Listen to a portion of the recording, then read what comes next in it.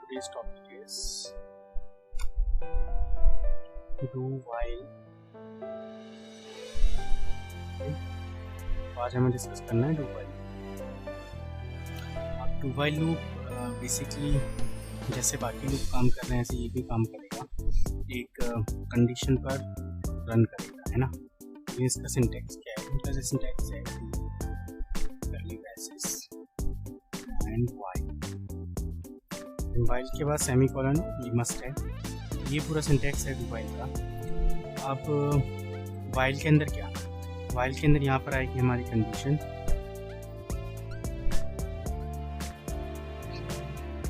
ठीक है, कंडीशन.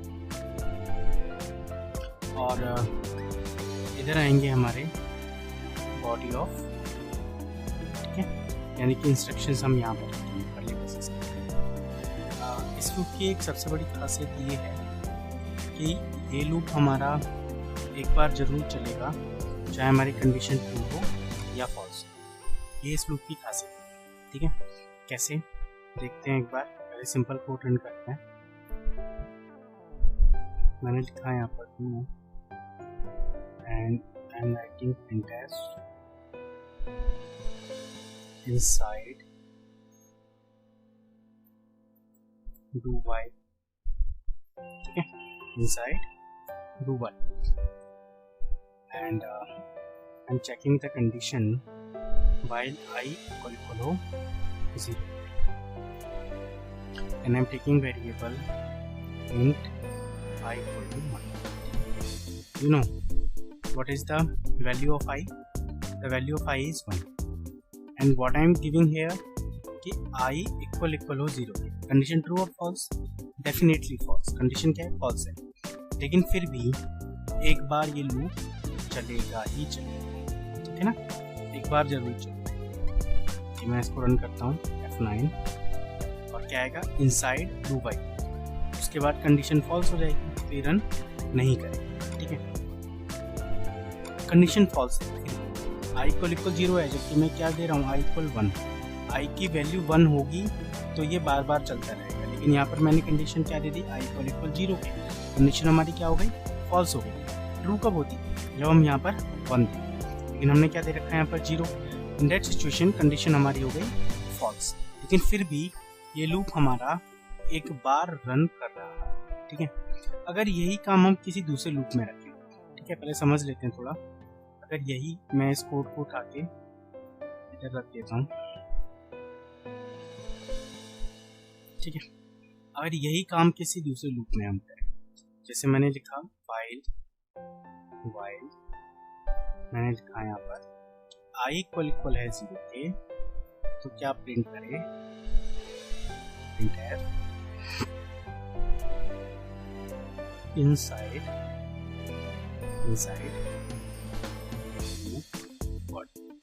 ये प्रिंट. ठीक है, देखिए I की वैल्यू क्या है? 1. यहाँ पर मैंने क्या चेक करी है? 0. कंडीशन क्या हो गई? फॉल्स हो गई. इन दैट सिचुएशन कंडीशन अगर फॉल्स है ये लूप के अंदर जाएगा ही, यानी कि नो आउट. समझ रहे हो? ठीक है, नो आउट. इधर से एंट्री होना था लेकिन कंडीशन क्योंकि फॉल्स हो गई तो ये लूप के अंदर गया ही. अगर हम इसी कोड की बात करें just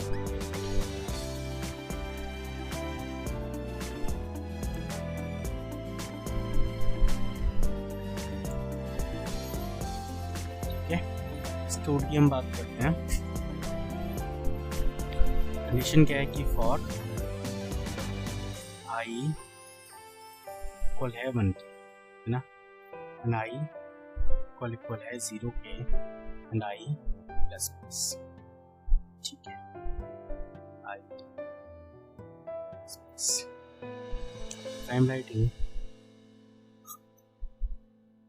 def inside loop body.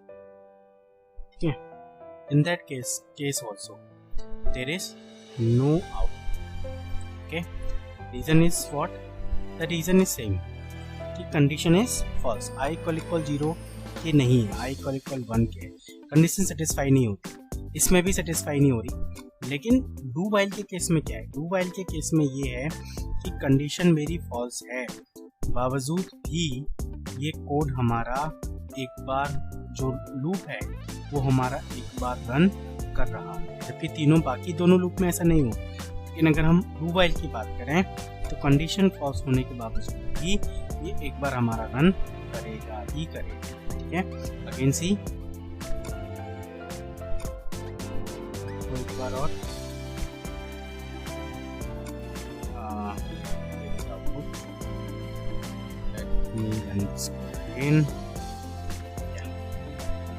Inside the do. ठीक है, तो इसको हम कहते हैं एग्जिट कंट्रोल। ठीक है, क्या कहते हैं इसको, एग्जिट कंट्रोल। ठीक है, यानी कि जब जिस समय एग्जिट होगा, एग्जिट पर डिसाइड होगा कि लूप आगे बढ़ेगा या नहीं बढ़ेगा। This is the exit point, है ना, this is the entry point, this one is the entry point, this one, and this is what, this is the exit point. ठीक है, एग्जिट पॉइंट, तो एग्जिट पॉइंट पर ये decide होगा कि loop आगे कंटिन्यू करेगा या नहीं करेगा। ठीक है, अब अगर हम इसको बाकी लूप के जैसा चलाएं तो मैंने दे दिया यहाँ पर कंडीशन i इक्वल हो प्लस इक्वल हो 10 के, तो क्या करेंगे, i की वैल्यू को प्लस कर दे। ठीक है, मैंने सेव किया and I run this code, तो ये हमारी स्टेटमेंट 10 टाइम्स आ जाए। I am using \n here, so you can see the output very clearly and you can see inside the do while loop, inside the do while loop, and 10 times उसने क्या कर दिया, print कर दिया। ये बिल्कुल वैसे ही चला जैसे i की वैल्यू हुई 1, अंदर आया, स्टेटमेंट प्रिंट करी, i की वैल्यू क्या हो गई, 2 हो गई। यहाँ पर कंडीशन चेक करेगा क्या 2, i की वैल्यू 2 हो गई थी, क्या 2 लेस देन इक्वल टू 10 है, हाँ है, तो वापस क्या करेगा, इस लूप के अंदर जाएगा, ठीक है, इस लूप के अंदर जाएगा,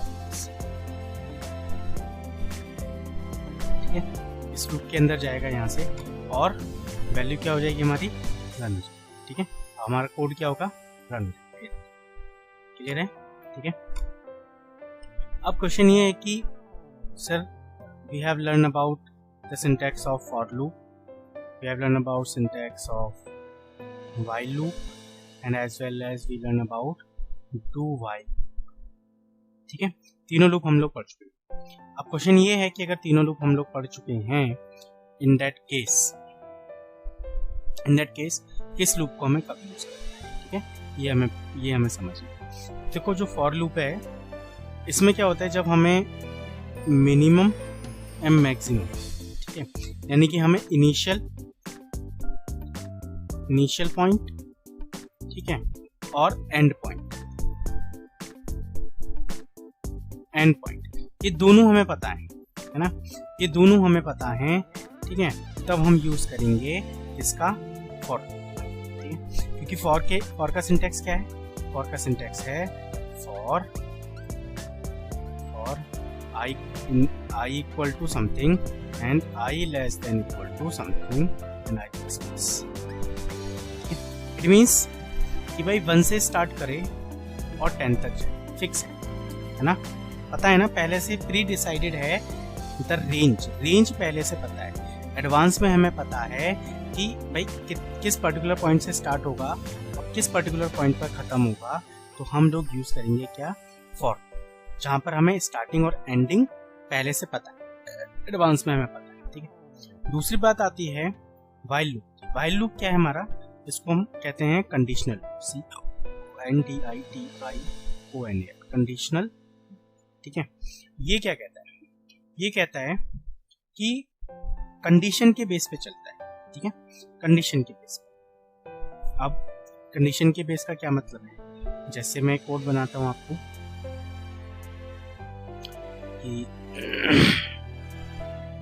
I have a num printf enter any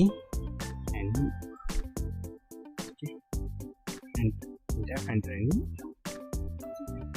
I'm writing s scanf %, comma address of, ठीक है, मैंने लिखा वाइल नम हमारा ग्रेटर देन हो 0 से। ठीक है, क्या हो, जब तक हमारा नम ग्रेटर देन हो किससे, 0 के, तब तक ये काम करेगा। ठीक है, और मैं काम क्या करवाना चाहता हूँ, मैं ये चाहता हूँ कि जो भी नंबर इनपुट हो रहा है उसका सम हो जाए। ठीक है, तो मैंने लिखा है यहाँ पर d equal to num modulus 10। ठीक है, num modulus 10, let's suppose num की वैल्यू हमारी है 1 2 3, is the value of num 1 2 3। ठीक है, तो नम यानी कि 1 2 3 को अगर हम मॉड्यूलस 10 करेंगे तो वैल्यू डी के पास क्या जाएगी, वैल्यू डी के पास जाएगी 3।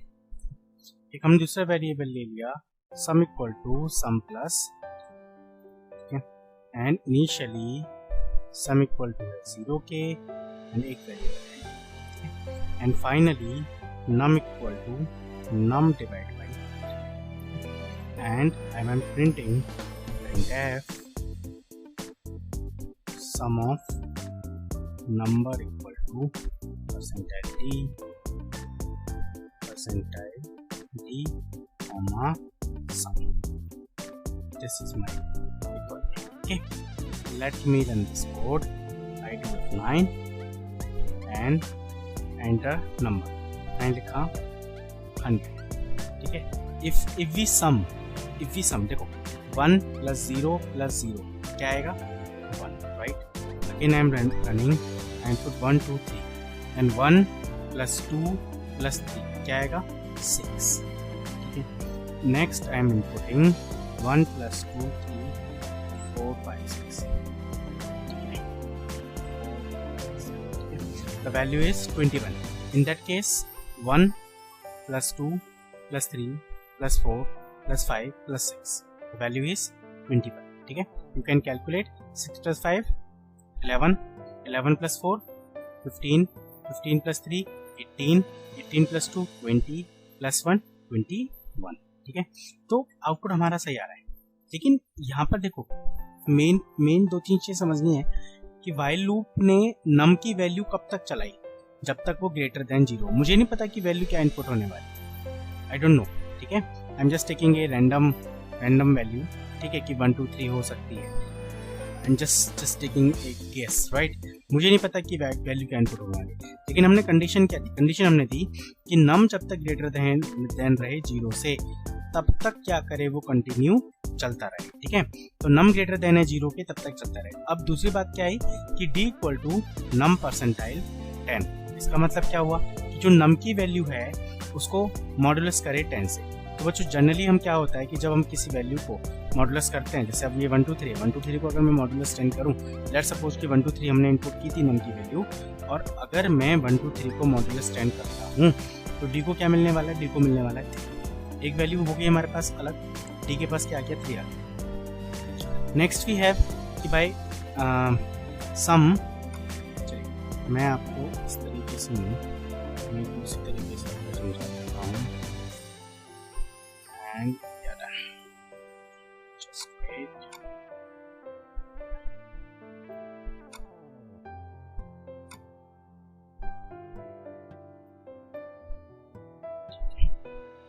ये कुछ इस तरीके से। चलिए, now one thing is here. ठीक है, नम की जो वैल्यू है वो हम मान लेते हैं 1 2 3, चेंज कर देते हैं। ठीक है, 1 2 3। इन दैट केस नम की जगह यहाँ पे क्या क्या होगा, 1 2 ग्रेटर देन 0 है, हाँ जी है, अंदर आया। ठीक है, इसको यहाँ से हटा। अब देखिए नम की वैल्यू क्या गई, यहाँ पर नम की वैल्यू गई 1 2 3 मॉड्यूलस 10। ठीक है, नम की वैल्यू डी के पास क्या गया, डी नाम का जो हमारा बॉक्स है इसके पास गया फर्स्ट टाइम पर 3 है, क्योंकि अगर 1 2 3 को आप 10 से मॉड्यूलस करोगे, देख लो एक बार, 10 बन जा, 10 2 जा 20। ठीक है, रिमाइंडर क्या बचा था, और मॉड्यूलस के केस में हम क्या लेते हैं, तो डी के पास हमारा क्या आ गया 3। नेक्स्ट टाइम पे मैंने एक सम नाम का वेरिएबल ले रखा था, आपको याद होगा कोड में सम इक्वल टू 0 है ना। तो सम की वैल्यू ऑलरेडी यहाँ पर 0 है, 0 प्लस डी, डी का मतलब क्या हो गया यहाँ पर 3। तो सम जो वेरिएबल है इसकी ऑलरेडी वैल्यू क्या है 0 प्लस 3। तो फाइनली सम की वैल्यू क्या हो गई यहाँ पर 3, ठीक है। और किसको साइन होगी सम को। अब नम डिवाइड बाई 10, डिवाइड के केस में हमें क्या मिलता है रिमाइंडर में क्यूसेंट मिलता है, तो 1 2। नेक्स्ट टाइम पर नम की वैल्यू जो हमारा नम वैल्यू था उसकी वैल्यू क्या रह गई 1 2 रह गई। अब 1 2 जो है अभी भी ग्रेटर है 0 से, अंदर आएगा। अब दोबारा से यहाँ पे नम की वैल्यू क्या है 1 2 मॉड्यूलस 10। अब देखो 12 को अगर आप मॉड्यूलस करोगे 10 से तो 10 × 10, रिमाइंडर क्या बचना है 2, डी को क्या मिला 2, 3 की जगह डी को क्या मिला यहाँ पर अब 2 मिला, ठीक है। नम की वैल्यू ऑलरेडी क्या थी, सम की वैल्यू ऑलरेडी क्या थी 3, अभी किया था ना हमने। और डी की वैल्यू क्या हो गई 2, 2 प्लस 3 कितना हो गया 5, ठीक है। सम की वैल्यू 5, नम के पास क्या है 1 2 मॉडुलस 10 करेंगे तो क्या मिलेगा 1। अभी भी चेक करेंगे कि क्या 1 ग्रेटर देन 0 है, हाँ है, अंदर आएगा। नम को मॉडुलस 10, अब अगर 1 को हम मॉडुलस 10 करें तो क्या बचेगा रिमाइंडर, ना जाने का तो 0, रिमाइंडर क्या बचेगा 1, ठीक है। तो डी के पास क्या गया अब लास्ट टाइम पर 1 गया, ठीक है। सम के पास ऑलरेडी क्या था 5 था, 5 प्लस 1 क्या हो जाएगा, क्योंकि डी की वैल्यू क्या है 1, 6 हो जाएगा। तो सम की वैल्यू क्या हो गई फाइनली 6 हो गई, ठीक। यहाँ पर नम की वैल्यू क्या थी 1 थी, तो 1 मॉड्यूलस 10, 1 डिवाइड बाई 10, ना जाने का 0, नम के पास क्या गया फाइनली, नम के पास क्या गया फाइनली, नम के पास गया 0। अब चेक करेगा कि 0 ग्रेटर देन 0 है, नहीं, कंडीशन फॉल्स हो गई। और सम के पास हमारा सम होके आ चुका है 1 + 2 + 3 = 6, ठीक है। और 6 हम क्या कर देंगे बाद में फाइनली सम को प्रिंट करा देंगे। तो यू कैन सी कि भाई किस तरीके से हमने यहाँ पर वैल्यू को सम किया, और काम किस पर किया, कंडीशन बेस्ड, कि भाई जब तक 0 ना हो, चाहे कितनी भी बड़ी वैल्यू हो, जब तक 0 ना हो तब तक क्या करता रहे, रन करता रहे, ठीक है ना। जब तक 0 ना हो तब तक क्या करता रहे, रन करता रहे, ठीक है। इस तरीके से हमने क्या किया, इसको कंडीशनल लूप हमने सीखा। एक हमारा लास्ट होता है डू वाइल, ठीक है। डू वाइल को हम तब यूज करते हैं जब हमें ये फिक्स नहीं है कि हमारा जो कोड है वो कितनी बार रन होने वाला है, ठीक है। जब हमें ये फिक्स नहीं है कि हमारा कोड कितनी बार रन होने वाला है, वो यूजर इनपुट पर बेस होगा, है ना। लेट्स सपोज कि वो यूजर इनपुट पर बेस है, हमें नहीं पता कितनी बार रन होने वाला है, तो उस सिचुएशन में हम लोग यूज करते हैं डू, ठीक है। जैसे एक मैं क्वेश्चन लेता हूँ, इंट ए कॉमा, मैंने किया एफ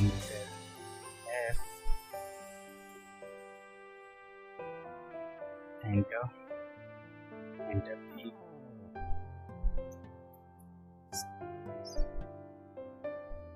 scanf ctt कॉमा उसकी वैल्यू हमने इनपुट की, ठीक है। And finally printing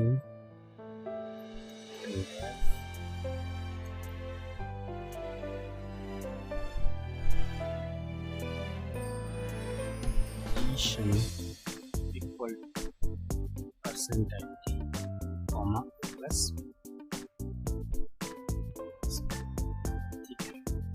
now if I run this code, what happens, let me run this code. I input 1, ठीक है, 3 और अब मुझे ये नहीं चाहिए कि मैं इस आउटपुट स्क्रीन से बाहर आऊँ, ठीक है। ये कंटिन्यू एडिशन की प्रोसेस मेरे से पूछता रहे जब तक मैं चाहूँ, ठीक है। उसके लिए क्या करेंगे, हम लगाएंगे यहाँ पर से स्टार्ट करेंगे और यहाँ पर लगाएंगे वाइल की कंडीशन, और वाइल की कंडीशन में हम देंगे, यहाँ से हम देंगे printf, ठीक है, do you want more addition, ठीक है। अगर यस करोगे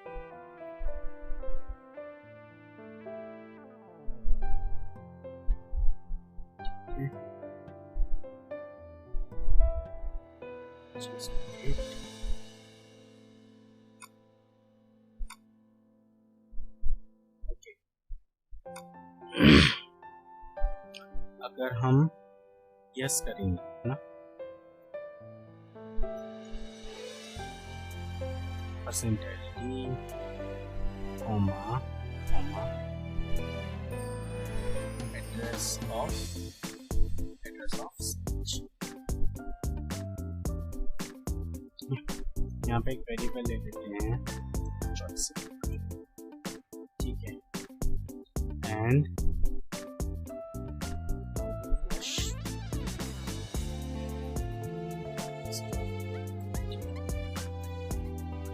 ch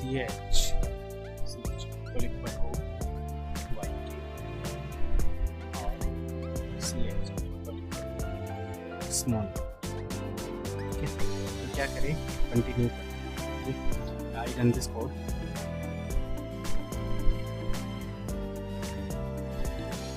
रन दिस कोड, तो आई इनपुट 11 30, क्या आया 44, जस्ट मैं इसको नो कर देता हूँ, and let me right something,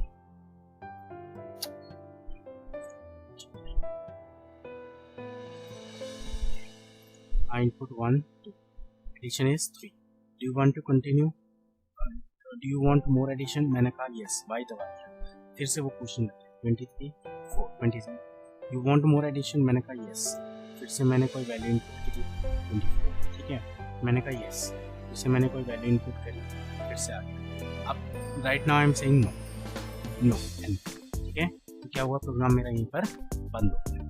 तो अब मुझे नहीं पता कि ये प्रोग्राम मुझे कितनी बार रन करना, मुझे नहीं पता, यूज़र का इशू है, यूज़र कितनी बार इस कोड को रन करना चाहता है,